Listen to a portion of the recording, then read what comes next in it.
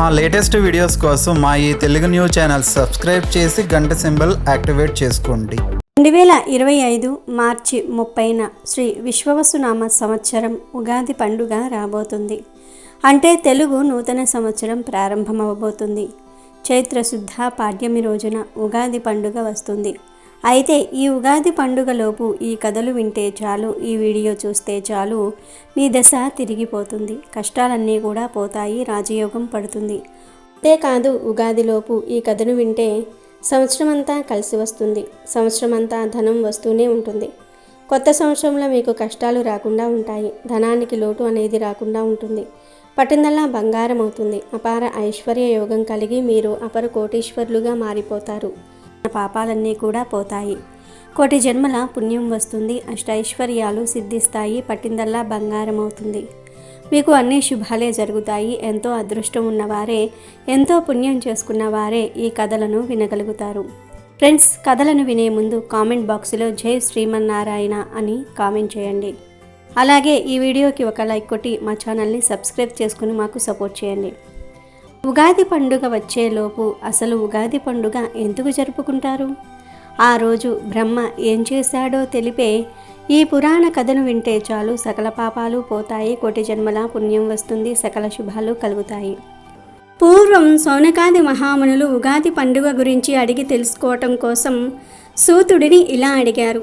ఓ సూత పౌరాణిక, సృష్టి ఎలా ప్రారంభమయ్యింది? ఉగాది రోజు బ్రహ్మ ఏం చేశాడు? విష్ణువు మత్స్యావతారం ఎత్తడానికి కారణమేమిటి? మత్స్యావతారం గురించి, మత్స్య పురాణం గురించి తెలుసుకోవాలని ఉంది కాబట్టి మాకు సవివరంగా వివరించు అని కోరుకుంటారు. దాంతో సూతుడు మత్స్య పురాణం గురించి ఇలా వివరిస్తాడు. ఓ మునులారా, నీళ్లు నారములుగా చెప్పబడుతుంది. అవే నీళ్లు నరులకు ప్రాణాధారం కూడా. అటువంటి నీటిలో నివాస స్థానాన్ని ఏర్పరచుకున్న ఆ పరబ్రహ్మమూర్తియే నారాయణుడిగా చెప్పబడతాడు. మొదట అంటే సృష్టికి పూర్వం ఏమీ ఉండేది కాదు. అన్ని వైపులా ఒక్క వస్తువు కానీ ప్రాణం కానీ ఉండేది కాదు. అయితే ముందు సత్తు అనగా ఒక వస్తువు రూపం పుట్టింది. దాని నుంచి మహత్తు, దాని నుంచి అహంకారం, దాని నుంచి గుణాలు, అక్కడి నుంచి బ్రహ్మాదుల సృష్టి జరిగింది. బ్రహ్మ సృష్టికి పూర్వం అంతా జలవర్ణమే ఉండేది. ఆ జలవర్ణంలో పరమాత్ముడు ఎటువంటి ప్రకాశం లేకుండా వటపత్ర సాయే ఉండేవాడు. బ్రహ్మ సృష్టి జరిగిన తరువాత అతని వల్ల సమస్త సృష్టి విస్తరించింది. జలవర్ణంలో శయనించి ఉన్న ఆది పరబ్రహ్మం తన చుట్టూ ఉన్న నీటిని తన పొడవైన చేతులతో కలియబెట్టగా అందులో నురుగు పుట్టి 2 బుడగలు లేచాయి. ఆ బుడగల నుంచే భూమి ఆకాశాలు కల్పించబడ్డాయి. అలాగే భూమి మీద మన్ను, రాళ్ళు, కొండలు కూడా కల్పించబడ్డాయి. ఆ సమయంలో మహాపురుషుని నాభి నుంచి ఒక కమలం జన్మించింది. నారాయణుడు ఒక తుమ్మెద అయ్యి ఆ కమలం చుట్టూ తిరుగుతూ చివరకు అందులో ప్రవేశించాడు. తన తేజస్సును దానిలో ప్రవేశపెట్టి బయటకు వచ్చాడు. తరువాత ఆ కమలం నుంచి 8 భుజాలతో 4 ముఖాలతో బ్రహ్మ జన్మించాడు. అతను తన చుట్టూ ఉన్న నీటిని చూసి ఆశ్చర్యపడుతూ ఓంకారనాదం వినిపించాడు. ఏమి చెయ్యాలో తోచక ఆ తామరతాడు ద్వారా లోపలికి ప్రవేశించాడు. లోపల నారాయణుని గర్భ కుహరంలో బ్రహ్మాండమంతా సముద్రాలతో, నదులతో, కొండలతో కనిపించిగా కలవరపడి మళ్ళీ బయటకు వచ్చేశాడు. ఆ కమలంలో ఏమి చెయ్యాలో తోచక ఒక చోట కూర్చుని ఉంటే తపస్సు చెయ్యు అనే మాటలు వినిపించాయి. అలా బ్రహ్మ తన చుట్టూ నివసిస్తున్న ప్రణవాన్నే ఉచ్చరిస్తూ కొన్ని వేల సంవత్సరాల వరకు తపస్సు చేయసాగాడు. అప్పుడు తనను నాభికమలం నుంచి ఉద్భవింపజేసిన నారాయణుడు ప్రత్యక్షమై, ఓ బ్రహ్మ, సృష్టిని ఏర్పాటు చేయాలనే నెపంతో నేను నిన్ను సృష్టించాను కాబట్టి నువ్వు ఈ తపస్సు చేయటం వల్ల సృష్టి చేసే మానసిక శక్తిని పొందావు. స్త్రీ రూపమైన ఆ ప్రకృతి అంతా నీకు అన్ని విధాలుగా సహకరిస్తుంది. ఇక సృష్టిని ప్రారంభించు అని చెప్పి అదృశ్యమయ్యాడు. అప్పుడు ప్రకృతి అతనికి సరస్వతి రూపంలో కనిపించింది. బ్రహ్మపురుషుడు కాబట్టి ప్రకృతి, పురుషుడు ఏకమయ్యారు. ఆ సాంగత్యం వల్ల బ్రహ్మ ముఖం నుంచి 6 అక్షరాలు చొప్పున పుట్టాయి. అంటే శక్తి స్వరూపిణి అయిన గాయత్రి జన్మించింది. తరువాత బ్రహ్మ కనుబొమ్మల నుంచి దక్ష ప్రజాపతి, మనస్సు నుంచి సనక సనంద సనత్కుమార సనత్జాతు అనేవారు కశ్యపాది ప్రజాపతులు జన్మించారు. వీరందరూ నివసించడానికి ఒక చోటు కావాల్సిందిగా బ్రహ్మ శ్రీ మహావిష్ణువును ప్రార్థించాడు. అప్పుడు విష్ణువు కోటి సూర్యుల తేజస్సుతో జలాలను ఇంకింపచేశాడు. అప్పుడు బ్రహ్మ భూగర్భ వసురాది ఊర్వ లోకాలు 7, అతల వితల సుతలాది అధోలోకాలను 7 నిర్మించాడు. ఈ లోకాలన్నిటిలో దేశాలు, రాజ్యాలు, నదీ నదులు, సముద్రాలు, పల్లెలు, పట్టణాలు, చెట్లు, అరణ్యాలు మొదలైన ప్రాణులకు అవసరమైన వస్తువులను, జీవరాశులను సృష్టించాడు. ఆ విధంగా సృష్టింపబడిన జీవులందరికీ ఆ లోకంలో స్థితికి తగ్గట్టుగా కాల ప్రమాణాలు ఏర్పరిచాడు. ఆ జీవుల ఆయుర్దాయములు 100 సంవత్సరాలుగా నిర్ణయించబడ్డాయి. 15 రెప్పల పాటు కాలము ఒక కాష్ట, 30 కాష్టలు ఒక కళ, 30 కళలు ఒక ముహూర్తము, 30 ముహూర్తాలు ఒక అహోరాత్రులు కలిసి దినం, 15 ముహూర్తాలు ఒక పగలు, 15 ముహూర్తాలు ఒక రాత్రి, 15 దినాలు ఒక పక్షం లేదా అర్ధమాసం. ఇది మానవలోక కాల ప్రమాణంగా నిర్ణయించబడింది. ఇలా మానవ సంవత్సరం 1 గడిస్తే దేవతలకు ఒక అహోరాత్రులు కలిసి దినం అవుతుంది. 7,28,000 మానవ సంవత్సరాలు కృతయుగ ప్రమాణం, 12,96,000 మానవ సంవత్సరాలు త్రేతాయుగ ప్రమాణం, 8,64,000 మానస సంవత్సరాలు ద్వాపరయుగ ప్రమాణం, 4,32,000 మానవ సంవత్సరాలు కలియుగ ప్రమాణం. ఈ 4 యుగాలను కలిపి మహాయుగం అంటారు. ఇటువంటి మహాయుగాలు 1000 గడిస్తే బ్రహ్మకు ఒక పగలు, మరొక 1000 మహాయుగాలు గడిస్తే ఒక రాత్రి. అంటే 2000 మహాయుగాలు గడిచిన తర్వాతే బ్రహ్మకు ఒక అహోరాత్రులు కలిసిన దినం అవుతుంది. ఇటువంటి దినాలు 30 అయితే ఒక మాసం, 12 మాసాలు ఒక సంవత్సరం. అటువంటి 100 సంవత్సరాలు బ్రహ్మకు ఆయుర్దాయువు. బ్రహ్మకు ఒక పగలు గడిస్తే ఆయనకు నిద్ర వచ్చి సృష్టిని ఆపి నిద్రపోతాడు. అప్పుడు సృష్టి అంతా ప్రళయం వచ్చి నాశనమవుతుంది. దీనినే నైమితిక ప్రళయం అంటారు. ఆ ప్రళయ స్థితిలో 1000 మహాయుగాలు గడిచిన తర్వాత బ్రహ్మ మళ్ళీ సృష్టిని యథాపూర్వకంగా ప్రారంభించి అన్నిటినీ సృష్టిస్తాడు. ఆ విధంగా పూర్వం బ్రహ్మదేవుడు నిద్రించే సమయం ఆసన్నమయ్యింది. అప్పుడు ఏం జరిగిందో చెప్తాను, శ్రద్ధగా వినండి అని సూతుడు ఇలా చెప్పసాగాడు. పూర్వం ద్రావిడ దేశమున సత్యవ్రతుడను ఒక రాజు ఉండేవాడు. అతడు మహాధర్మాత్ముడు, విష్ణువు భక్తుడు కూడా. తాను సత్యమునే పలుకుచు తన రాజ్యంలో వారందరూ కూడా సత్యమును మాత్రమే పలుకవలెనని శాసించి అట్లే రాజ్యపాలనము చేస్తూ ఉండేవాడు. అందుచేత అతనికి సత్యవ్రతుడు అనే పేరు వచ్చింది. ఆయన ప్రతి దినమును తనకు సమీపంలో ఉన్న కృత మాలా నదికి పోయి స్నాన సన్యాది కృతములను నెరవేర్చుకుని వచ్చేవాడు. ఒక రోజున స్నానము చేసి సూర్యుడికి ఆర్జ ప్రదానం ఇస్తూ ఉండగా అతని చేతిలో ఒక చేప పడినది. దానిని అతడు నీటిలోనికి జార విడిచెను. మరలా నీటిని తీసుకున్నప్పుడు చేతిలో చేప కనపడి, రాజా, నన్ను పెద్ద చేపలు తినివేయుటకు ప్రయత్నిస్తూ ఉన్నవి, కాపాడుము అని కోరగా ఆ రాజు దానిని తన పాత్రలో వేసి తెచ్చుకున్నాడు ఇంటికి. అది మరునాటికి పాత్ర పట్టరంత పెద్దదిగా అయింది. ఒక గంగాళము వంటి దానిలో వేశాడు. అది కూడా పట్టలేదు. ఆ తర్వాత దాని ఒక చెరువులో విడిచి వచ్చాడు. మరునాటికి చెరువు పట్టలేనంత పెద్ద చేప అయ్యింది. అప్పుడు రాజు దానిని అతి ప్రయాసతో తీసుకుని పోయి సముద్రంలో విడిచిపెట్టాడు.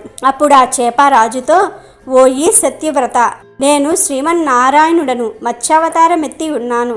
నీవు నన్ను భక్తి శ్రద్ధలతోనూ కారుణ్యముతో నన్ను రక్షించినావు. 15 దినములలో ఒక ప్రళయము వచ్చుచున్నది. దానిలో సర్వ జీవరాశులు నశించిపోవును. ఈ లోకమును యందు మహాసముద్రమై పోవును. నీ వంటి సత్యవ్రతుడు ఆ ప్రళయములో నశించుటకు వీలు లేదు. ఒక పెద్ద నౌకను నిర్మించి దానిలో పునః సృష్టికి అవసరమైన ఔషధములను బీజములను వేసుకొని సిద్ధముగా ఉండుము.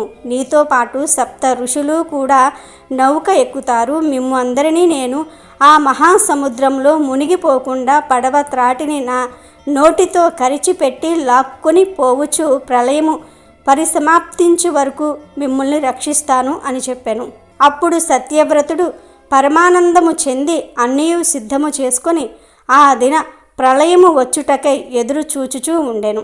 ప్రళయము ఆసన్నమైనది. ద్వాదశాదిత్యులు ఆకాశమున ప్రకాశించిరి.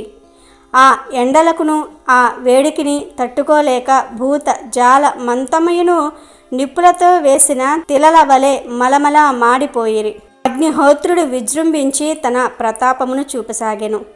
కొంత కాలమిట్లు గడిచిన తరువాత పుష్కలావర్తనములను మహామేఘములు కమ్మి మహావర్షము కురియసాగెను. దానితో సర్వము జలమయమయ్యేను. నారాయణ అనుగ్రహము వలన సత్యవ్రతుడును బీజములతో నిండిన ఓడయు సురక్షితముగా ఉండెను. ఆ సమయమున మహామీనము వచ్చి ఆ పడవ త్రాడు నందుకొనెను. అప్పుడు సప్త ఋషులను కూడా ఆ పడవలోకి దిగిరి. వీరందరినీ కూడా మత్స్యావతారంలో ఉన్న నారాయణుడు కాపాడినాడు. ద్వాదశాదిత్యులు ఏమైపోయారో గాని మహా అంధకారము అలుముకొనెను. ఆ మీనము తేజస్సు సప్త మహర్షుల తపో జపము తప్ప అక్కట కట్టికి చీకటి అంతా కట్టికి చీకటిలాగా అలుముకునెను.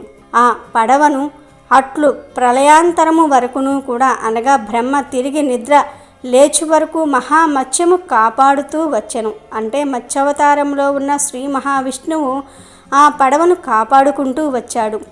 ప్రళయము తగ్గి సూర్యోదయమయ్యను. అనగా ద్వాదశాదిత్యులను ఉదయించిరి. ఎండలు కాయగా క్రమముగా నీరు ఇంకి భూభాగములు బయటపడెను. తరువాత సూర్యుడొక్కడే మిగిలెను. బ్రహ్మ మేలుకొని ఆ భూములపై మరలా సృష్టి చేయుటకు ప్రారంభించెను. కానీ సృష్టి చేయుటకు తగిన శక్తి సామర్థ్యములను కలిగించు వేదములు అతని యొద్ద లేకపోయెను. వాటి గురించి వెతకి సోముకుడను రాక్షసుడు తాను నిద్రపోవుచూ ఉండగా అపహరించి సముద్రంలో దాగి ఉన్నాడని గ్రహించెను. శ్రీమన్నారాయణుని మనసులో ధ్యానించెను. నారాయణుడు బ్రహ్మకు ప్రత్యక్షమయ్యను. బ్రహ్మ యతిని జూంచి ఇట్లు స్తుతింపసాగెను. ఆది మధ్యంత రహితుడవైన ఓ మహానుభావ, నీవు సర్వమును తెలిసిన వాడవు.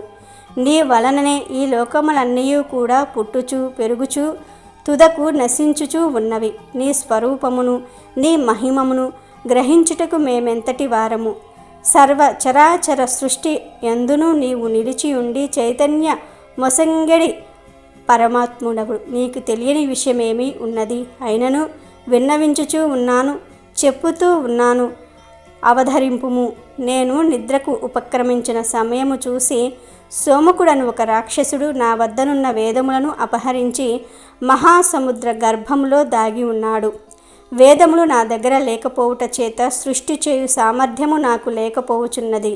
నా యందు కరుణించి ఆ వేదములను సంపాదించి నాకు అనుగ్రహింపము అని ప్రార్థించును. నారాయణుడప్పుడు 10 యోజనముల పొడవు గల ఒక స్వరచేప రూపము దాల్చి బ్రహ్మకు కనిపించి, ఓ బ్రహ్మదేవ, విచారింపుకుము.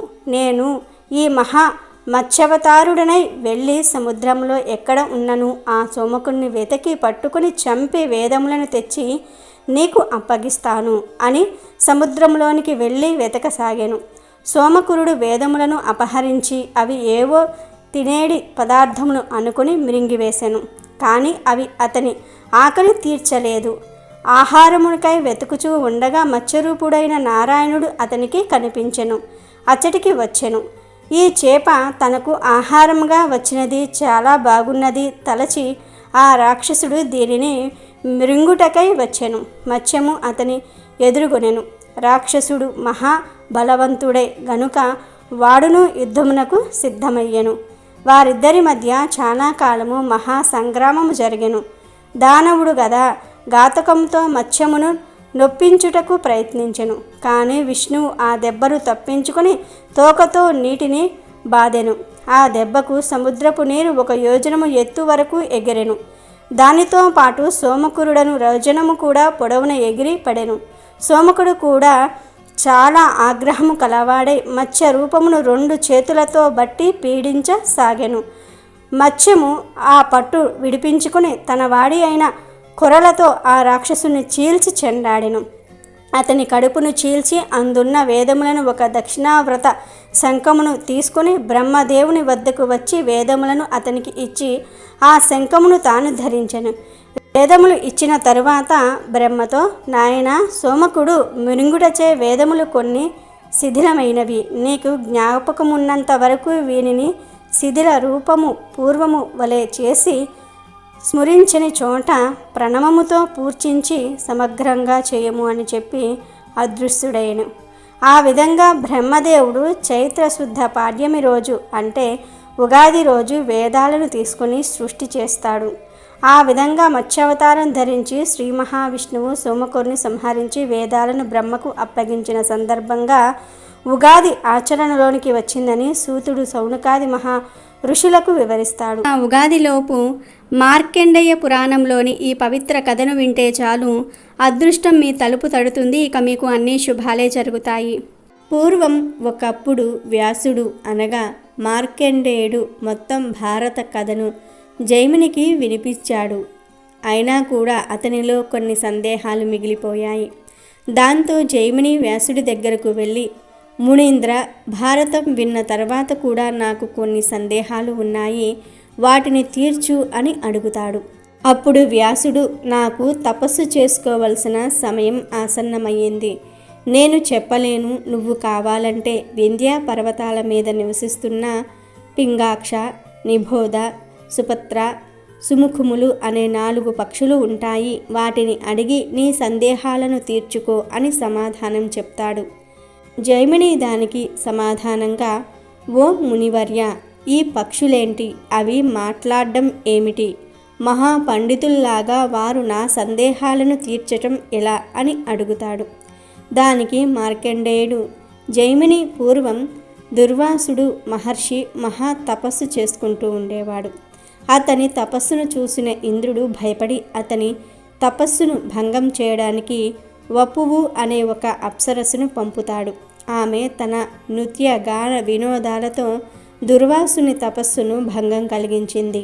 దాంతో దుర్వాసురుడు ఆగ్రహించి, ఓసి, నువ్వు నా తపస్సును భంగం కలిగించావు కాబట్టి నువ్వు ఒక కంకపక్షి అనగా గ్రద్దగా జన్మిస్తావు అని శపిస్తాడు. ఆమె వెంటనే దుర్వాసుని కాళ్ళ మీద పడి, నేను చేసిన అపరాధానికి మన్నించి శాప విముక్తి ఎలా కలగాలో తెలుపమండి అని కోరుకుంటుంది. దుర్వాసురుడు ఆమెను చూసి కనికరించి, గ్రద్దగా మారిన తరువాత నీ గర్భంలో 4 పిల్లలు పుడతారు.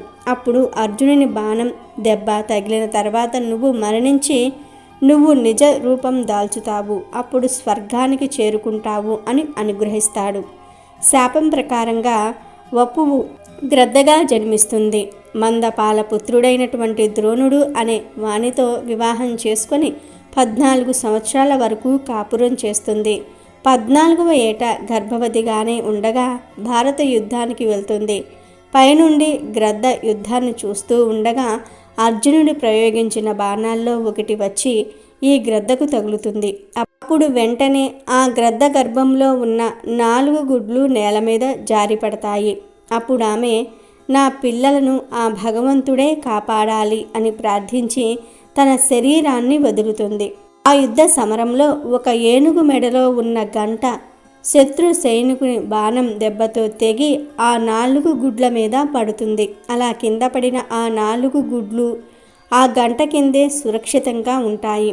భారత యుద్ధం పూర్తయిపోయిన తర్వాత ఆ ప్రాంతమంతా కూడా ప్రశాంతత నెలకొంటుంది. ఒకనాడు ప్రభాత వేళ సమీకుడు అనే ఒక మహాముని ఆ కురుక్షేత్రం మీదుగా వెళ్తూ ఉంటాడు. గంట కింద ఉన్న గుడ్లు పిల్లలుగా మారి కిచకిచలాడుతూ ఉంటాయి. అలా ధ్వని విన్న ఆ ముని గంటను పైకి ఎత్తి చూస్తాడు. ఆ గంట కింద అతనికి 4 పక్షి పిల్లలు కనిపిస్తాయి. సమీకుడు ముని ఆ పక్షి పిల్లల మీద కరుణ కలిగి తన ఆశ్రమానికి తీసుకుని వెళతాడు. అప్పుడు ఆ పక్షులు, ఓ మహానుభావ, తండ్రిలా మమ్మల్ని నువ్వు కాపాడావు. నీ రుణము మేమెలా తీర్చుకోవాలి? మేము ఏ విధంగా నీకు సేవ చేయగలం చెప్పు అని అడుగుతాయి. పక్షులు మానవ భాషలో మాట్లాడుతున్నందువల్ల సమీకుడు ఆశ్చర్యపడి, ఓ పక్షి పిల్లల్లారా, మీరు మానవ భాషలో మాట్లాడడం చూస్తూ ఉంటే నాకు చాలా వింతగా ఉంది. అసలు మీరెవరు? ఎందుకు ఈ పక్షి జన్మ ఎత్తారు? నాకు దయచేసి తెలపండి అని అడుగగా ఆ పక్షి పిల్లలు ఈ విధంగా సమాధానం చెప్తాయి. ఓ ఋషివర్య, పూర్వం సుకృతి అనే మహామునికి మేము 4 పుత్రులుగా జన్మించాం.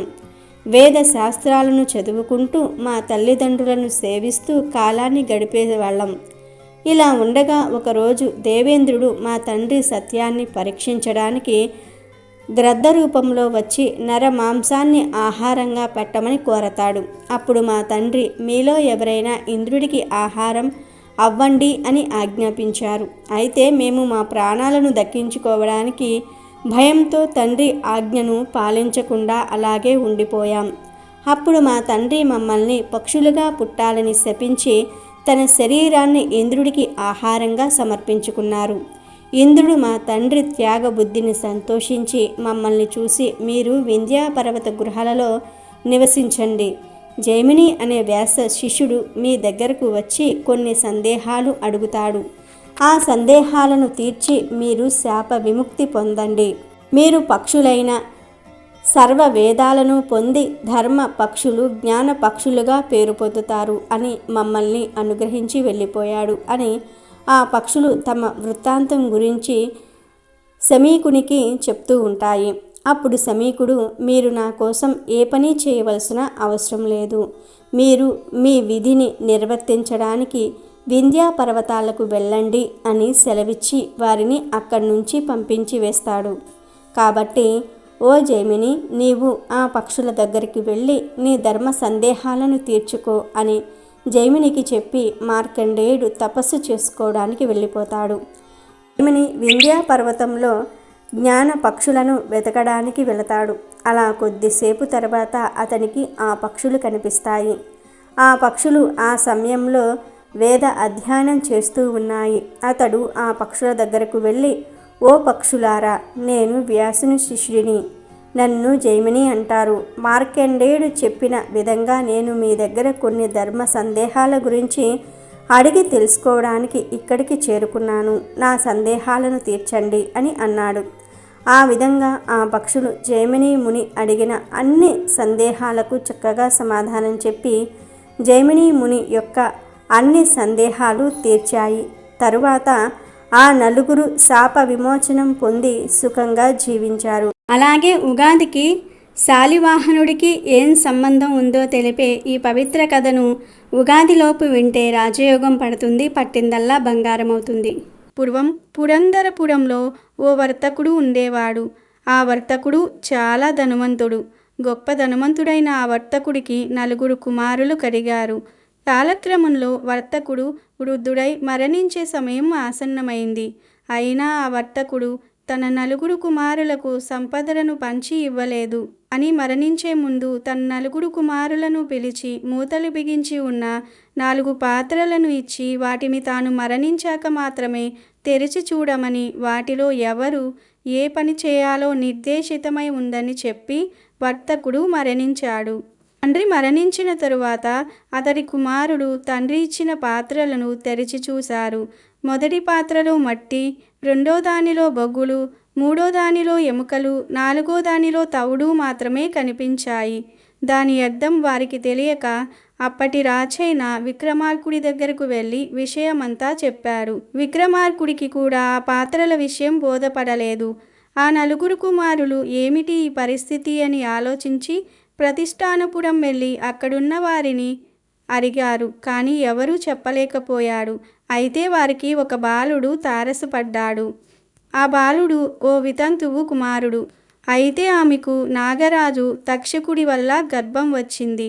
ఆ వితంతువుకు ఒక కుమ్మరి ఆశ్రయం ఇచ్చాడు. కుమ్మరి విషయంలో ఉన్నప్పుడే ఆమె బాలుడిని ప్రసవించింది. పుట్టిన బిడ్డకు శాలివాహనుడు అని పేరు పెట్టింది. ఆ శాలివాహనుడు 4 పాత్రల సమస్యను తెలివిగా పరిష్కరించాడు. వర్తకుడి కుమారులలో మట్టితో నిండిన పాత్ర వచ్చిన కుమారుడు ఆస్తిలోని భూమిని తీసుకోవాలని, బొగ్గులతో నిండిన పాత్రను పొందిన కుమారుడు కలపను, ఎముకలతో నిండిన పాత్ర వచ్చినవాడు పశు సంపదను, తవుడుతో నిండిన పాత్ర వచ్చినవాడు ధాన్యాన్ని పంచుకోవాలని, అదే మరణించిన వర్తకుడి భావన అని శాలివాహనుడు తేల్చి చెప్పాడు. శాలివాహనుడి మాటలు ఆ 4 కుమారులకి నచ్చి అలాగే పంచుకున్నారు. ఈ విషయం ఆ నోట ఈ నోట పడి విక్రమార్కుడి దాకా చేరింది. విక్రమార్కుడు శాలివాహనుడిని చూడాలని కుతూహలపడి భటులతో కబురు చేశాడు.